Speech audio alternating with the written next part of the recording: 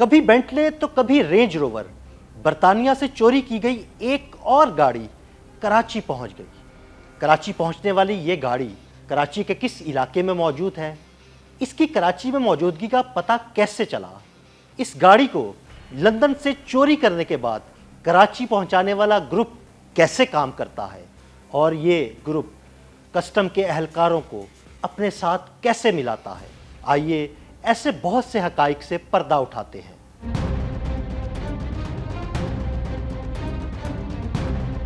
یہ کہانی شروع ہوئی 22 نومبر 2022 کو، جب برطانیہ کے علاقے ہیرو گیٹ سے ایک سیاہ رنگ کی قیمتی رینج روور چوری ہوئی۔ گاڑی کے مالک نے پولیس کو شکایت کی، مقدمہ درج ہوا اور پھر گاڑی کی تلاش شروع ہوئی، لیکن تمام تر کوششوں کے باوجود UK پولیس چوری شدہ رینج روور کو تلاش نہ کر سکی۔ لیکن برطانوی پولیس کے ہوش اس وقت اڑ گئے جب چوری شدہ رینج روور کی پاکستان کے شہر کراچی کے علاقے صدر میں موجودگی کا انکشاف ہوا۔ UK پولیس نے انٹرپول مانچسٹر کے ذریعے سندھ پولیس کو خط لکھا، جس میں درخواست کی گئی کہ پاکستانی پولیس گاڑی کی برآمدگی میں مدد کرے۔ خط میں بتایا گیا کہ گاڑی میں لگے ٹریکر کا رابطہ لیڈز میں منقطع ہوا، لیکن اس کا آخری پتہ 11 فروری 2025 کو کورنگی روڈ، اعظم بستی، صدر میں ملا۔ سندھ پولیس کو جیسے ہی برطانیہ سے گاڑی چوری کا خط ملا تو وہ حرکت میں آئی اور تلاش شروع کر دی، اور اس سلسلے میں مختلف علاقوں میں چھاپے بھی مارے جا رہے ہیں۔ انٹرپول کے SMV ڈیٹا بیس میں بھی گاڑی کی مکمل تفصیلات موجود ہیں۔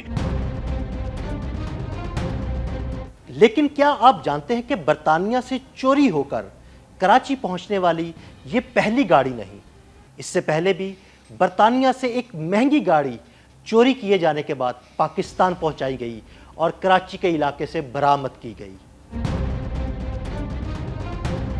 پاکستان میں بلغاریہ کے سفیر الیگزینڈر بوریسو پارسیخوف کے سفارتی استثنا پر منگوائی گئی 2014 ماڈل کی پرتعیش بینٹلے میلسن V8 آٹومیٹک کار 31 مئی 2020 کو سندھ کے ایکسائز اینڈ ٹیکسیشن ڈپارٹمنٹ میں رجسٹرڈ ہوئی، لیکن اس کے بعد یہ گاڑی منظر عام سے غائب ہو گئی۔ اس دوران برطانیہ کی نیشنل کرائم ایجنسی NCA کی جانب سے پاکستان میں حکام کے ساتھ اسی ماڈل کی گاڑی کے وہیکل آئیڈینٹیفیکیشن نمبر VIN اور انجن نمبر کا تبادلہ کیا گیا، اور یہ معلومات بھی کراچی میں حکام کو فراہم کی گئی کہ لندن سے چوری ہونے کے بعد یہ گاڑی کراچی کے پوش ترین علاقے ڈیفنس ہاؤسنگ اتھارٹی DHA کے ایک بنگلے میں موجود ہے۔ اطلاع ملنے پر کسٹم حکام نے علاقہ میجسٹریٹ کی موجودگی میں جمیل شفیع نامی شہری کے بنگلے پر چھاپا مارا، جہاں سے گاڑی سندھ کی نمبر پلیٹ کے ساتھ کھڑی ہوئی ملی، جبکہ انجن نمبر اور VIN نمبر بھی گاڑی کا میچ ہو گیا۔ اس دوران جمیل شفیع سے کسٹم کے حکام نے گاڑی کے قانونی کاغذات طلب کیے تو ان کا بیان تھا کہ ان کو یہ گاڑی بیچنے والا شخص نوید بلوانی ہے، اور نوید بلوانی سے ان کا معاہدہ ہوا تھا کہ وہ نومبر 2022 تک گاڑی کے تمام مطلوبہ کاغذات پورے کر کے جمیل شفیع کے حوالے کر دیں گے۔ کسٹم حکام نے قابل اطمینان جواب نہ دینے پر جمیل شفیع کو گرفتار کیا اور گاڑی بھی قبضے میں لے لی۔ اس دوران کسٹم حکام نے قانونی دستاویزات پیش نہ کرنے پر نوید بلوانی کو بھی گرفتار کیا۔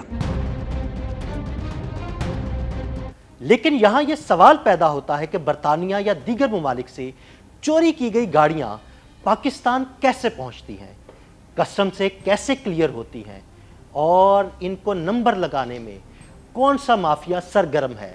آئیے ایسے بہت سے سوالات سے بھی پردہ اٹھاتے ہیں۔ جب بھی کوئی چوری شدہ گاڑی بیرون ملک سے پاکستان پہنچتی ہے تو اس گاڑی کی registration excise and taxation department کے اہلکاروں اور افسران کی ملی بھگت کے بغیر ممکن نہیں، اور اگر سفارتی استثنا سے ملک میں کوئی گاڑی لائی جائے تو اس کی فروخت کے لیے وزارت خارجہ اور کسٹم کے محکمے کی جانب سے اجازت ناموں کے اجرا کے بعد ڈیوٹی اور ٹیکس کی ادائیگی کرنی ہوتی ہے، کیونکہ سفارتی استثنا کے تحت حاصل کی جانے والی اشیاء کسٹمز کے عمل سے مکمل ہو کر ہی ملک میں پہنچتی ہیں۔ تاہم ایسی گاڑیاں 5 سال کے استعمال کے بعد سفارت خانے کا عملہ بیچ سکتا ہے۔ گاڑیاں چوری ہو کر پاکستان پہنچ جاتی ہیں، لیکن یہ سب کیسے ہوتا ہے؟ اس کے پیچھے چھپا گینگ کیسے کام کرتا ہے؟ کیسے ایک گاڑی کسی دوسرے ملک سے چوری کی جاتی ہے اور پاکستان پہنچائی جاتی ہے؟ آئیے ایسے بہت سے سوالات سے بھی پردہ اٹھاتے ہیں۔